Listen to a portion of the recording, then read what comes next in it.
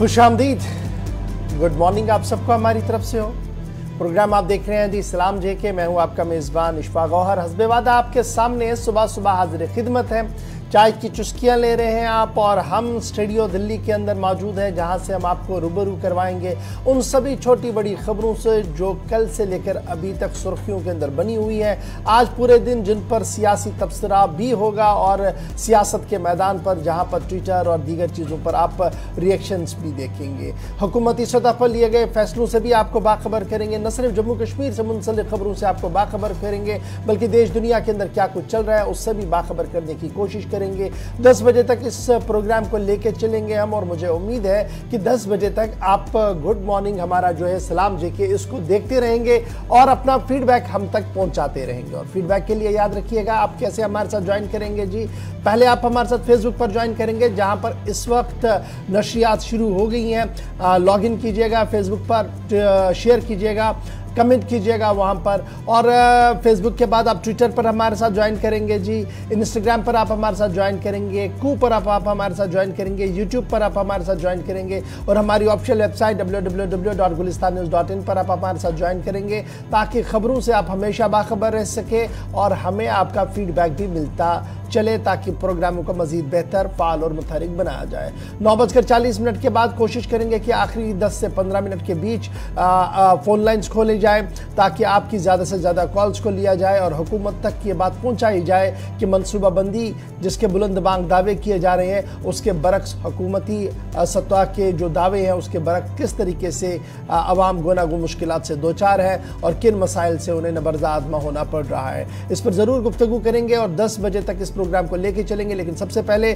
चूंकि आज 9 नवंबर है और 9 नवंबर माजी के अंदर क्या कुछ हुआ है, हिस्ट्री ऑफ द डे हस्बे वादा आपके सामने आसिफ रशीद दिल्ली स्टूडियो में मौजूद है, बताएंगे आपको जल्दी से हिस्ट्री ऑफ द डे।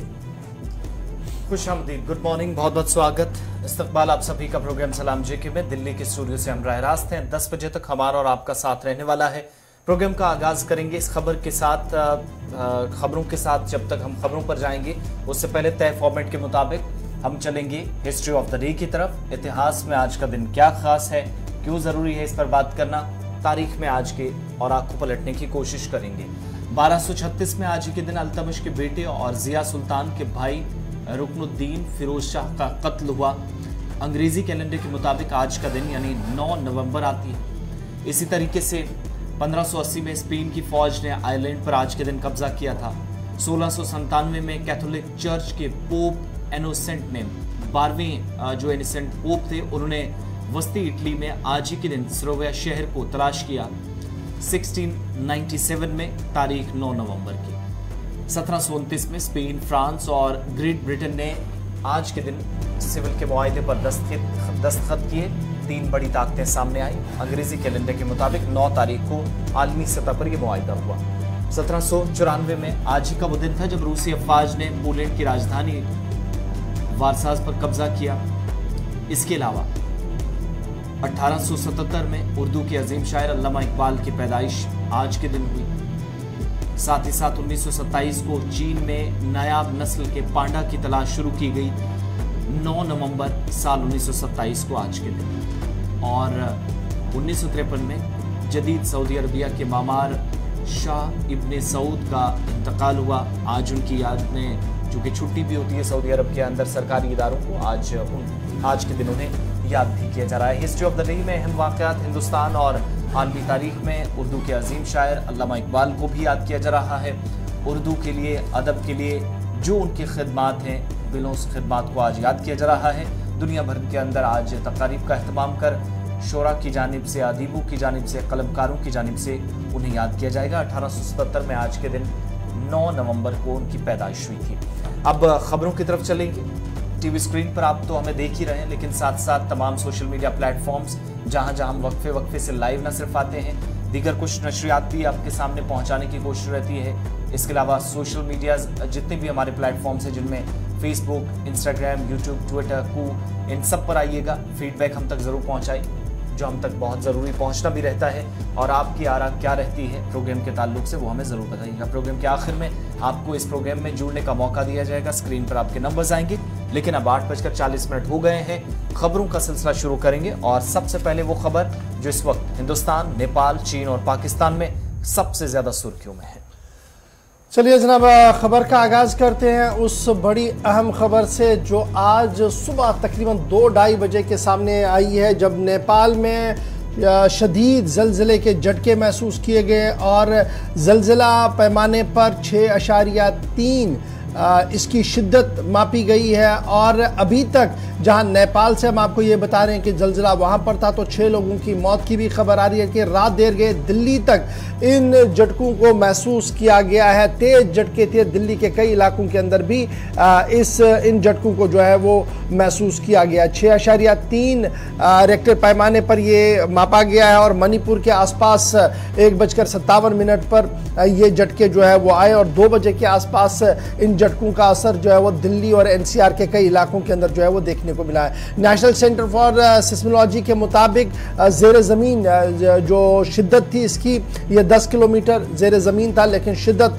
काफ़ी ज़्यादा थी और यही शिद्दत का असर जो है वो दिल्ली तक महसूस किया गया। ताहम दिल्ली और एनसीआर से अभी जो ताज़ा तरीन इतलात आ रही है, किसी भी जानी और माली नुकसान की कोई इतला नहीं आ रही है। ताहम इस शदीद ज़लज़ले में जिसकी शिद्दत 6.3 रिकॉर्ड की गई है, नेपाल के अंदर 6 लोगों के मारे जाने की खबर आ रही है, क्योंकि कई रिहायशी मकान जो है उनमें शिगाफ हुए, जिनके बाद वो गिर पड़े हैं, जिसके नतीजे में मकान मुनहदिम होने के नतीजे में 6 लोगों की मौत अभी तक वहां से रिपोर्ट की जा रही है। अभी तक की अहम और बड़ी खबर।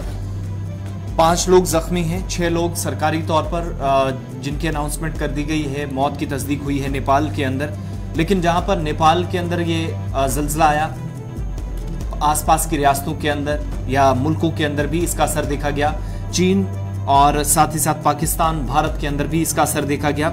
और कुल मिलाकर जो पड़ोसी रियासतें हैं, यानी करीबी हिस्से हैं नेपाल के, वहां पर तो काफ़ी ज़्यादा नुकसान की भी इतलात हैं। आहिस्ता आहिस्ता खबरें सामने आ रही हैं, रेस्क्यू ऑपरेशन की तस्वीरें नेपाल के आपके सामने। लेकिन जहां तक बात भारत की है, तो कुल मिलाकर 7 रियासतों के अंदर, हिंदुस्तान के अंदर आज सुबह ज़लज़ले के झटके महसूस किए गए हैं। जम्मू कश्मीर भी बताया जाता है कि हल्के झटके महसूस किए गए रात के वक्त में, जब ज़्यादातर लोग सोए हुए थे, इसलिए बहुत कम लोगों को पता चला। इसी तरीके से जब आप देखते हैं तो उत्तर प्रदेश, उत्तराखंड, बिहार, हरियाणा और मध्य प्रदेश के अंदर, या ये वो तमाम रियासतें हैं जहां पर सबसे ज़्यादा असर देखा गया है, ज़लज़ले के झटके महसूस किए गए हैं। लेकिन किसी तरह का कोई जानी नुकसान हिंदुस्तान के अंदर नहीं हुआ है। जहां तक आज सुबह की बात है, 1:57 के आसपास ज़लज़ले के जो झटके महसूस हुए, तकरीबन लोखेती का जो मरकज बताया जाता है आज के ज़लज़ले का, लोखेती एक खित्ता है नेपाल का वो हिस्सा जहां पर एक ही खानदान के 6 लोगों की मौत हुई है, 5 लोग जख्मी हुए हैं। आसपास भी रेस्क्यू चल रहा है। 10 किलोमीटर ज़ेरे ज़मीन सिस्मोलॉजी डिपार्टमेंट जो अभी तक कंफर्म कर रहा है, या हिंदुस्तान के अंदर इस पर डिपार्टमेंट जो नजर रखने वाला है वो बता रहा है कि ज़ेरे ज़मीन जो इसका मरकज था वो नेपाल के अंदर। पहली बात ये। अच्छा, इसमें बड़ी इंपॉर्टेंट बात ये भी है कि जब हम बात कर रहे हैं जी नेपाल की, तो ये बड़ी दिलचस्प बात ये है कि ये तीसरा बड़ा झटका था जी पिछले 5-8 घंटों के दौरान। अगर आप 2 बजे ये झटका आया तो उससे पहले 5 घंटे का वक्त जब आप खंगालेंगे, और जो सेंटर फॉर सिस्मोलॉजी है उनके मुताबिक पहला झटका 4.9 का रिकॉर्ड किया गया था रात को, ट्यूसडे को तकरीबन 9 बजे के आसपास। उसके बाद दूसरा झटका जो है 9:42-43 का वक्त था, 3.5 रेक्टर पैमाने पर रिकॉर्ड किया गया। और तीसरा झटका ये सुबह आया था, तकरीबन 2 बजे के आसपास ये झटका आया था, जिसकी शिद्दत 6.3 थी, जिसकी वजह से नेपाल के आसपास के इलाकों के अंदर जहां दहशत तो पहले ही पड़ी हुई है, क्योंकि 6 लोगों की मौत है, 5 जख्मी है। और जैसे आसिफ ने आपको बता ही दिया कि इस झटके का असर, इस भूचाल का असर जो है वो सिर्फ नेपाल तक महदूद नहीं रहा, बल्कि चीन के कई खित्तों के अंदर इसको देखा गया है। भारत के अंदर दिल्ली और दिल्ली से लेकर जम्मू कश्मीर के कुछ इलाकों के अंदर भी इसके हल्के झटके जो है वो महसूस किए गए। ताहम कहीं से भी किसी जानी या माली नुकसान की कोई इत्तला नहीं है। जब जनाब झटकों की बात कर रहे हैं तो एक और बड़ी खबर से भी आपको बाखबर करें और बात बताते हैं जम्मू कश्मीर के उस इलाके की जो सड़क राब्ते से इंतहाई कमज़ोर है। डोडा किश्तवाड़ का इलाका जो हमेशा सुर्खियों में रह रहा है, क्योंकि वहां पर हर दिन कहीं ना कहीं से खबर आती है कि जनाब एक्सीडेंट हुआ है। और कल रात देर गए भी एक और एक्सीडेंट जो है वो प्रेम नगर डोडा के अंदर हुआ है और दरिया के अंदर जो है वो गाड़ी चली गई थी, जिसके बाद रेस्क्यू रिलीफ ऑपरेशन को शुरू किया गया था।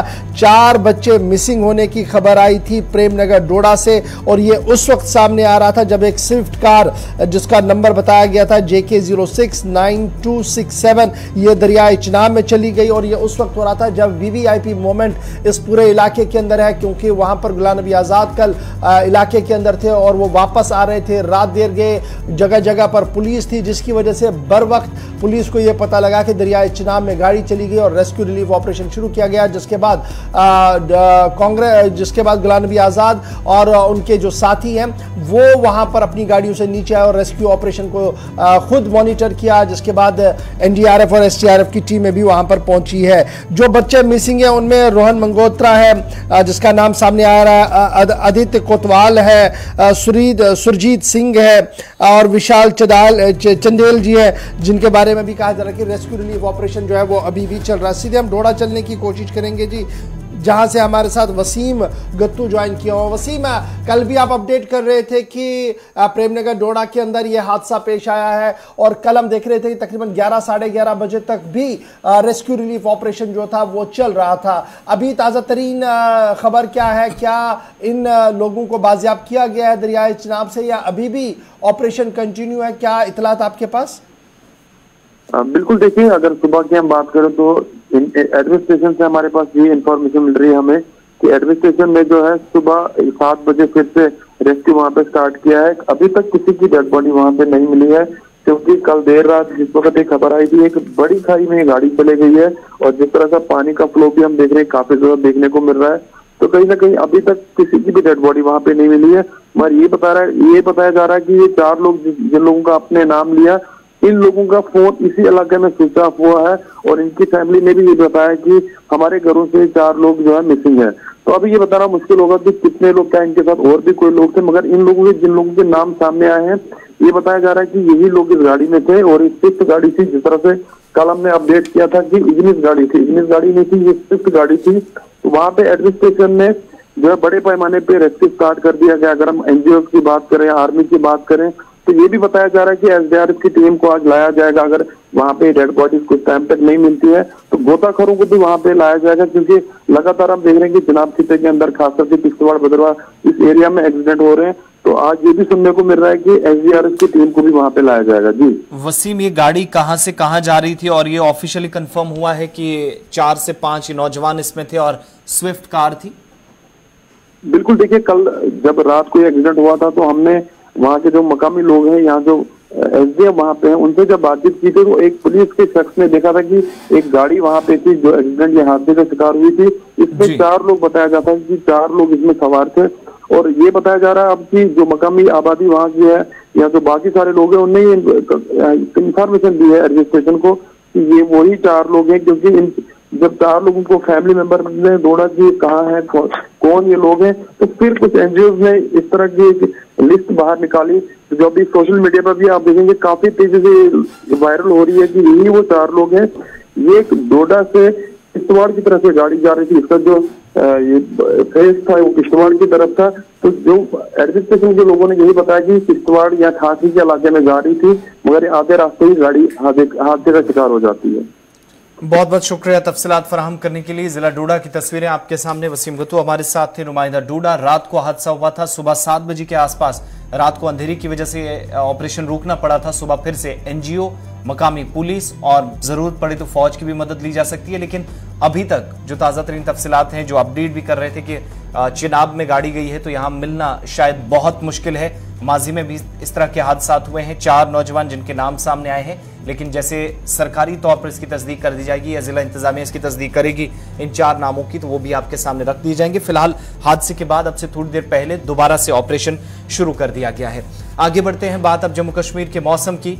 एक तरफ जहां यह हादसा हुआ तो ऊपरी इलाकों में बर्फबारी और बारिश की वजह से पानी में भी काफी ज्यादा इजाफा हुआ था, सतह आब काफी ज्यादा थी, तो इसलिए भी ऑपरेशन थोड़ा मुश्किल हो रहा था। लेकिन दूसरी तरफ एक बार फिर आज और कल बर्फ और बारिशों का इम्कान है। महकमा मौसमियात ने एक और पेशनगोई कर दी है कि मौसम बदस्तूर अबरालूद कुछ एक हिस्सों में, दर्जा हरारत में एक बार फिर से मुसलसल गिरावट, लेकिन इन सब के बीच में मुगल रोड बंद है। लद्दाख शाहरा 2 रोज बाद बहाल तो कर दी गई थी, लेकिन अब से थोड़ी देर पहले का अपडेट यह है कि श्रीनगर लेह हाईवे अब भी ऊपरी इलाके में फिर से बर्फबारी हो रही है, जिसकी वजह से बंद कर दी गई है। ये ताज़ा तस्वीरें आपके सामने थोड़ी देर में आपके सामने रखेंगे, क्योंकि साथ साथ बहाली का काम भी चल रहा है। लेकिन ओवरऑल आप देखेंगे तो कुल मिलाकर बर्फ और बारिश का ये जो एक और स्पेल है, उससे अभी आवाम को गुजरना होगा। कुपवाड़ा की बेशतर सड़कें अभी भी बंद है, मुगल रोड आज भी बंद है, लेह श्रीनगर हाईवे बंद है, जम्मू श्रीनगर कौमी शाहराह के ऊपर गाड़ियां चल रही हैं और आइंदा 3 दिनों तक एक बार फिर से बर्फ और बारिश का सिलसिला जारी रहने का इम्कान है। पहले ही 10 और 11 नवंबर को महकमा मौसमियात ने कहा था कि सूरत हाल जूं की तू रहने वाली है, ज्यादा कोई फर्क नहीं पड़ेगा। लेकिन इन सब के बीच जो कंसर्न डिपार्टमेंट की तरफ से आदादोशुमार भी जारी किए गए, तकरीबन 1.9 मिलीमीटर बारिश जो है वो श्रीनगर के अंदर हुई है, काजीगुंड में 24.6 mm, इसी तरीके से पहलगाम 10.2 मिलीमीटर, कुपवाड़ा के अंदर 5.2, कुकरनाग के अंदर 12.6, गुलमर्ग में 2.6। ये वो इलाके हैं जहां पर अब तक सबसे ज्यादा बारिश रिकॉर्ड की गई है। लेकिन श्रीनगर के अंदर जहां पर तकरीबन टेम्परेचर भी अब वो 4.3 डिग्री सेल्सियस तक जा रहा है, जो 4.2 गुज़श्ता या बीती शब कह लीजिए उस वक्त ज़रूर था। इसी तरीके से जो मामूल के मुताबिक जो सरगर्मियां होती थी वो भी थोड़ा सा ठंड की वजह से मुतासिर होती हुई नजर आ रही हैं। लेकिन कुछ एक ऐसे मकामात हैं जिनमें मुसलसल आपको बता रहे हैं कि तसलसल के साथ दर्जा हरारत माइनस में जा रहा है, चाहे वो लद्दाख के द्रास की बात हो या सयाती मकाम पहलगाम और गुलमर्ग की बात हो। यहाँ पर टेम्परेचर ज्यादा देखा गया है, डाउन होते देखा गया है। अब तस्वीरें भी जरा बताइएगा, क्योंकि बॉर्डर रोड ऑर्गेनाइजेशन की तरफ से बहाली का काम भी साथ साथ चलाया जा रहा है और करगिल लद्दाख के अंदर जहां जोजिला के मकाम पर दाएं बाएं, चूंकि ये सारा एरिया जो है वो BRO इसको देखती है और मेंटेनेंस का काम भी यहाँ पर ज्यादा देखा जाता है। भारी भरकम मशीनरी का इस्तेमाल कल से आज सुबह तक किया जा रहा था, लेकिन रात देर गए फिर से बर्फबारी का सिलसिला इस ऊपरी हिस्से में शुरू हुआ है। एक तरफ बहाली का काम चल रहा है, लेकिन साथ साथ खराब मौसम इसमें कहीं ना कहीं एक बार फिर परेशानी का सबब बन रहा है कि अभी भी ट्रैफिक मामूल के मुताबिक चलना इंतहाई मुश्किल है। स्लिपरी कंडीशंस हैं, टेम्परेचर माइनस में जा रहा है, बर्फ लगातार पड़ रही है और 11 तारीख तक, यानी अभी कल का दिन भी है, परसों का दिन भी इसी सूरत हाल से फिलहाल लोगों को गुजरना होगा। लिहाजा और भी इंतजार तवील यहाँ पर अभी खुद BRO और उसके बाद मकामी आबादी का भी जो सफ़र करते हैं या फिर उसके बाद ज़रूरी सप्लाई लद्दाख ले जानी होती है वो भी मुतासिर हुई है। लेकिन महकमा मौसमियात की पेशनगोई के मुताबिक फ़िलहाल इंतज़ार करें, आज कल और परसों तक 11 तक खराब मौसम का असर अभी भी रहेगा। निचले इलाकों में बारिशें और बालाई हिस्सों में एक बार फिर बर्फबारी होने वाली है, बल्कि इस वक्त भी कुछ इलाकों में हो रही है जिनमें पीर पंचाल का बेल्ट है या ऊपर वाले इलाके हैं। इशफाक, चलिए जनाब, ये तो मौसम की मार जो शुरू हो गई है और मौसमी सरमा की आमद हो गई है, तो मौसमी सरमा की आमद के साथ ही बिजली की आंखमचोली भी हो रही थी। अगरचे हुकूमती सतह पर जिम्मेदारों की तरफ से लगातार ये दावे पेश किए गए थे कि बिजली की कटौती का सिलसिला जो है वो बेहतर हो रहा है और किसी तरीके से आवाम को मुश्किलात का सामना नहीं करना पड़ेगा। वहीं पर कल रात देर गए हुई मीटिंग के बाद कुछ और एदाद शुमार भी सामने आए हैं। सरमा में बिजली का गैर एलानिया कटौती नाकाबिले कबूल है, ये चीफ सेक्रेटरी साहब ने कल साफ कर दिया है कि जिस तरीके से अनशेड्यूल्ड पावर कट्स हो रहे हैं, सरमा में बिजली की गैर एलानिया कटौती जिस तरीके से की जा रही है, ये नाकाबिले कबूल है। बल्कि हुकूमती सतह पर यह वाजिया कर दिया गया है डिपार्टमेंट को कि वादी में बिजली कि बहरानी सूरत हाल से निपटने के लिए सरकारी सतह पर कई इकदाम उठाए जा रहे हैं। एक तो ये कि बिजली शेड्यूल को मुश्तहिर करने की हिदायत कल चीफ सेक्रेटरी साहब ने खुद दे दी है। दूसरी बात ये कि बिजली ट्रांसफार्मरों का स्टॉक के लिए अफसरों पर जोर दिया गया कि जहां जहां पर रिपेयर्स हो रहे हैं, ट्रांसफार्मर रिपेयर सेंटर जो हमारे हैं, वहां पर बफर स्टॉक में ट्रांसफार्मर्स रखे जाए ताकि आवाम को मुश्किलात से दो चार ना होना पड़े। और तीसरी बड़ी बात जो कही गई है कि फ्लैट रेट सिस्टम जो है उसको बहुत जल्द सामने रखा जाएगा कि किस तरीके से ये मामला चलेगा।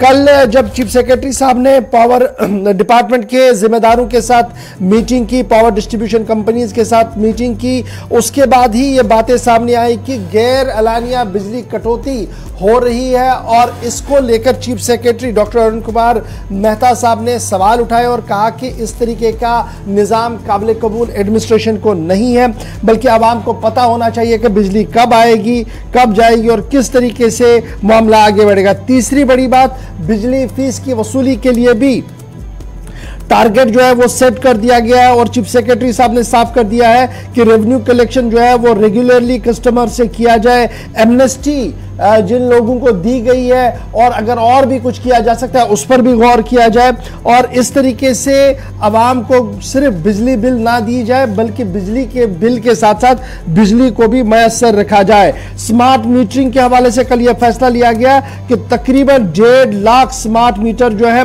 वो श्रीनगर और जम्मू शहर के अंदर मार्च 2023 तक लगाए जाएंगे। 1.5 लाख स्मार्ट मीटर्स, मजीद स्मार्ट मीटर्स जम्मू और श्रीनगर शहर के अंदर लगाए जाएंगे। इस सिलसिले में भी इकदाम जो है वो उठाए गए। लेकिन सबसे बड़ी बात यह कि चीफ सेक्रेटरी साहब ने इस बात का बरमला इजहार किया कि जिस तरीके से डिस्कॉम बिजली की फराहमी कर रहा है वो अवामी ख्वाहिशात के मुतरादिफ है, अवामी ख्वाहिशात के मुखालफत में है। इसलिए किसी भी सूरत में इस चीज को बर्दाश्त नहीं किया जाएगा कि बिजली की कटौती उस तरीके से हो, अवाम को पता ना हो। अवाम को बिल्कुल एतमाद में लेकर शेड्यूल को जारी किया जाए और सरमा के अंदर ज्यादा से ज्यादा बिजली फराहम रखी जाए। इस हवाले से भी इकदाम उठाने की बात कल चीफ सेक्रेटरी साहब ने रात देर गए ब्रीफिंग के अंदर जो है वो साफ कर दिए। छोटा सा ब्रेक होगा जी, यहां पर ब्रेक के उस पार आएंगे तो आपको एक और बड़ी खबर से बात बताएंगे। तकरीबन 15 से 20 साल के वक्फे के बाद हुकूमत एक और बड़ा कदम उठा रही है और ये बड़ा कदम है क्या और इससे माहौलियात पर कितना बेहतर असर पड़ेगा, माहिरीन के साथ गुफ्तगू करेंगे। छोटे से ब्रेक के बाद हमारे साथ ज्वाइन कीजिएगा और फिर बताएंगे कि सेहत के शोबे को मजीद बेहतर बनाने के लिए हुकूमती सतह पर क्या कुछ इकदाम उठाए गए। छोटा सा ब्रेक, ब्रेक के फौरन बाद हाजिर होते हैं।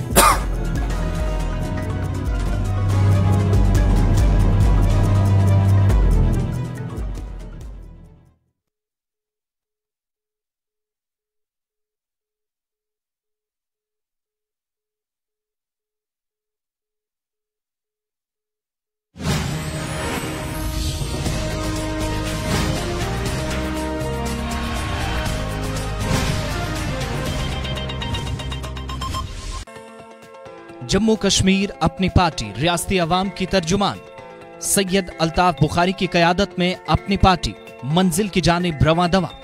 जम्मू कश्मीर अपनी पार्टी उसूली सियासत की पाबंद। जम्मू कश्मीर को रियासत का दर्जा बहाल करने तक जद्दोजहद जारी रखने का अज़्म।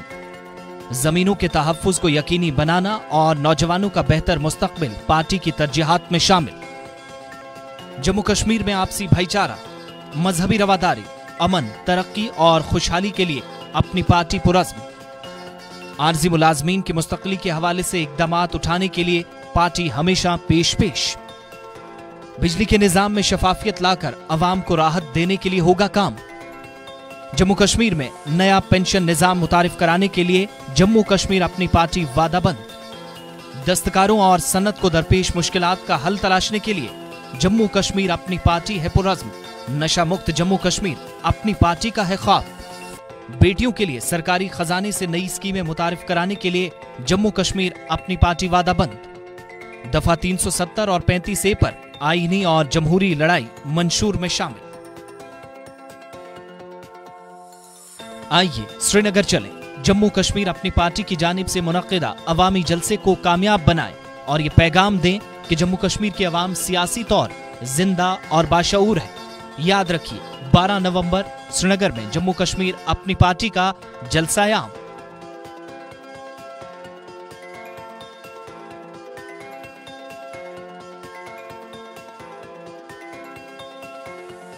बंदूक नहीं कलम हमारा मिशन है, खून नहीं अमन हमारा नारा है।